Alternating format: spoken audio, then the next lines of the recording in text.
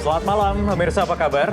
Ada Menteri Pertahanan Prabowo Subianto yang mencuat namanya sebagai menteri paling mentereng alias paling populer dan kinerja terbaik, memiliki kinerja yang terbaik menurut sebuah survei yang dilakukan pada periode 5 sampai 19 Januari 2020. Nama Prabowo ini disebut unggul, menyisihkan sosok profesional lain seperti ada Menteri Keuangan Sri Mulyani, kemudian ada Menteri Luar Negeri Bu Retno Marsudi, hingga Menteri Pekerjaan Umum dan Perumahan Rakyat Pak Basuki Hadi Mulyono, ataupun bahkan nama Menteri BUMN Erick Thohir.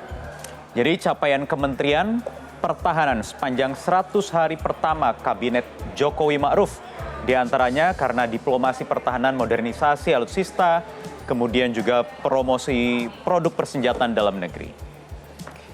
Tetapi ada yang menarik dari hasil dua survei lainnya, yakni Prabowo Subianto sebagai sosok menteri berada di posisi ke-7, sementara kementeriannya tidak masuk dalam 5 besar kementerian terbaik. Jadi ada 3 lembaga survei, termasuk salah satunya punya kita Media Group NRC, yang merilis beberapa waktu lalu data-data kementerian terbaik. Dan ini agak berbeda memang dengan survei dari Indobarometer beberapa waktu lalu dirilis, atau Alfara. Bedanya jauh atau enggak? Yang 1%, yang 1 kementerian. Yang 2 secara persen sosoknya, kalau NRC kita Media Group, kementeriannya. Ya mungkin kan indikator yang dinilai berbeda ya. Iya, dan memang beda. Metodologinya juga mungkin agak berbeda kan. Betul, yang gitu. random sampling ya, plus opinion leader, Bang. Cuma memang paling tidak ini menggambarkan, walaupun tidak menentukan, tapi menggambarkan rapor para menteri, para anggota kabinetnya Presiden Jokowi. 100 hari. Kalau sudah bisa dilihat top 5-nya, mestinya sudah bisa dilihat yang paling bawah, 3 paling bawah kan.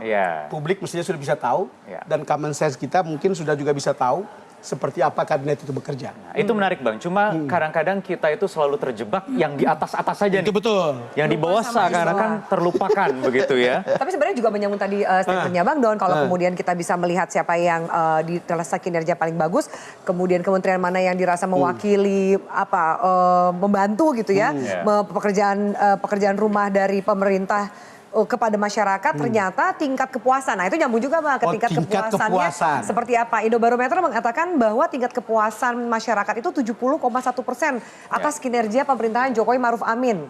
Gitu. Angkanya sebenarnya juga agak, Alfara sebenarnya 69,4% ya. Memang kalau di negara-negara demokrasi di barat itu yang paling penting adalah ini, approval rating. Iya, gitu. approval rating penting. Dan 70% ini angka yang besar sekali. Dengan approval rating, tingkat kepuasan itu berbanding lurus dengan approval rating, berarti bisa dikatakan seperti pada umumnya begitu, tapi tidak selalu. Tetapi yang menarik itu sebetulnya satu, kalau kita lihat ya nama 5 besar di NRC maupun di Alfara, itu semua dari profesional. Nah, tiba-tiba yang dari Indobarometer, Ketua Umum Gerindra. Mungkin seperti kata Afi, kalau populer kan sangat populer, bukan? Kira-kira kenapa? Kalau populer ya wajar saja, paling dikenal masyarakat Indonesia. Karena sudah 3 kali maju dalam kancah kelasnya seperti presidential election, ya kan? Sempat maju sebagai calon wakil presiden, 2 kali maju sebagai calon presiden. Jadi pasti sudah masuk ke pelosok-pelosok lah. Sebenarnya selain nama Pak Prabowo, tadi sudah saya sebut ada Bu Sri Mulyani dan Bu Retno. Erick Thohir, Mahfud MD, dan Bu Nadiem. Menyampaikan sedikit, saya beberapa kali ketemu Pak Jokowi, termasuk di Hari Pers Nasional kemarin ya.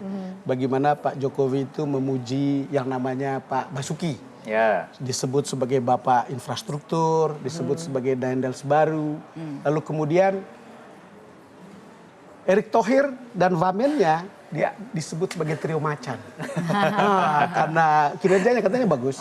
Gitu Jadi kalau disebut namanya itu berarti merefleksikan kinerjanya yang memuaskan bagi kita presiden. coba Itu yang paling penting. mungkin kira-kira nama-nama lain siapa saja yang masuk dari ketiga hasil survei tadi. Ini hasilnya, yang pertama kita lihat yang paling kiri ini ada dari survei Indobarometer yang tadi Bang Don sempat singgung. Pak Prabowo Subianto 26,8%, kemudian Bu Sri Mulyani, Pak Erick Thohir. Di sebelah sini ada survei dari Alfara Research. Kalau kita lihat mungkin persamaannya ada 3 sosok yang sama masuk di sini. Ada Bu Sri Mulyani, di Indobarometer posisi Ada kedua. Mahfud MD, ada Di Alfara di posisi ketiga, Pak Erick Thohir di sini ada di 3, di Alfara 1.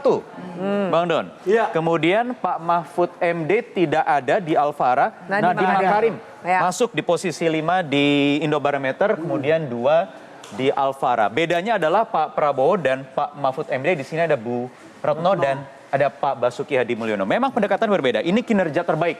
Ya. Kemudian ini kinerja memuaskan. Secara umum sama, random sampling. Bagaimana dengan milik NRC Media Group? Kita lihat ini adalah yang diambil jejak pendapatnya beda. Ya. Kalau tadi ada sampelnya, Ini sekarang kementerian, ini 159 opinion leader. Itu yang membedakan, sehingga kemudian muncul ada 5 kementerian. Yang pertama Bu Retno di sini, Menlu yang pertama. Kemudian Bu Sri Mulyani, di sini Pak Basuki, kemudian Pak Erick Thohir, Nadiem Makarim. Hampir sama sebenarnya nama-namanya. Sebenarnya Bu Sri Mulyani, Erick Thohir, Nadiem Makarim masuk 3 hampir di itu semua. selalu ada. Ya. 3 itu selalu Hampir semua ada. survei. Kecuali Pak Basuki. siapa tadi?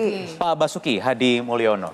Nah, kita lihat lagi tadi karena Bang Don sudah menyinggung apa yang disampaikan Pak Jokowi. Ya. Sebenarnya sudah lama ya, Bang? Ada. Sudah lama, Bang.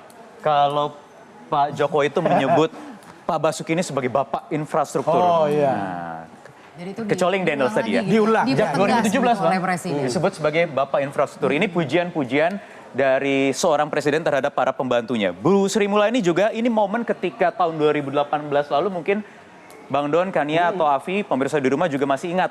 Bu Sri Mulyani itu menjadi menteri terbaik Terbaik, ya. yang penghargaannya itu digelar di Dubai, kalau tidak betul. salah di 2018.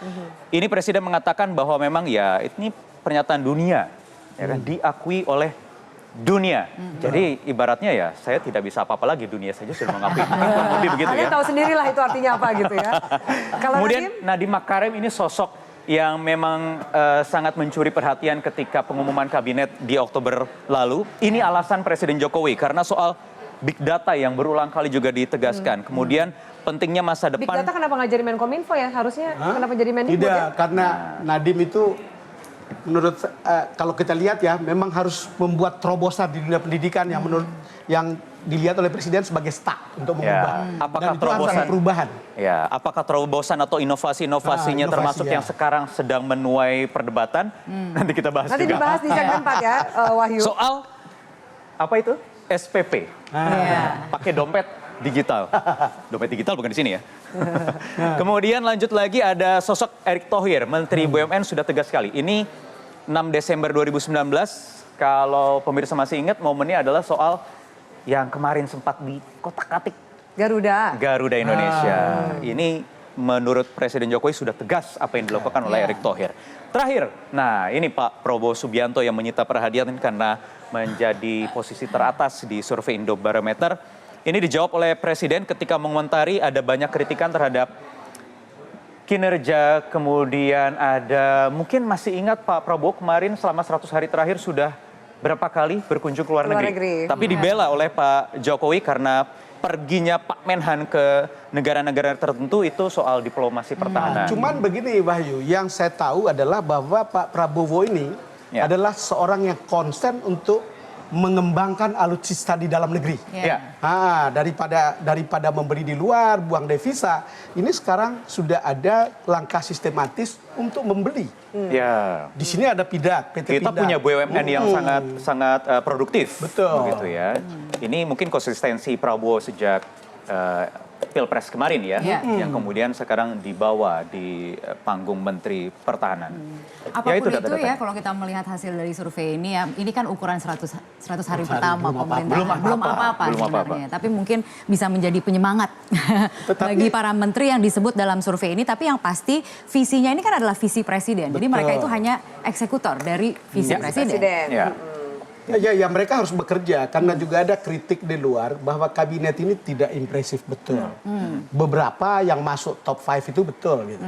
Tetapi yang lainnya masih biasa saja. Tapi saya tahu beberapa dari partai politik terutama misalnya dari Partai Nasdem yang masuk ke situ ya, itu banyak yang itu bagus-bagus. Walaupun belum terlihat di dalam survei ini. Sekali lagi ini baru 100 hari. Baru. Tenang, masih ada 264 hari tambah 364 kali 4. Jadi masih panjang sekali perjalanannya. Tapi kalau kemudian angka kepuasannya dinilai cukup tinggi, itu bisa jadi modal. 3 bulan lagi kita bisa tahu seperti apa. Seperti apa nanti? Oke, baik. Oke, baik, kita jeda dulu, nanti Afi akan kembali lagi di segmen berikutnya dengan isu apa, Afi? Isu, ini ada usulan fatwa. Apakah akan dikeluarkan fatwa? Ceritanya ini urusan cinta juga diusul oleh negara. Yang kaya menikah dengan yang miskin sebagai solusi mengatasi pengangguran dan kemiskinan. Seperti apa lengkapnya? Sesaat lagi.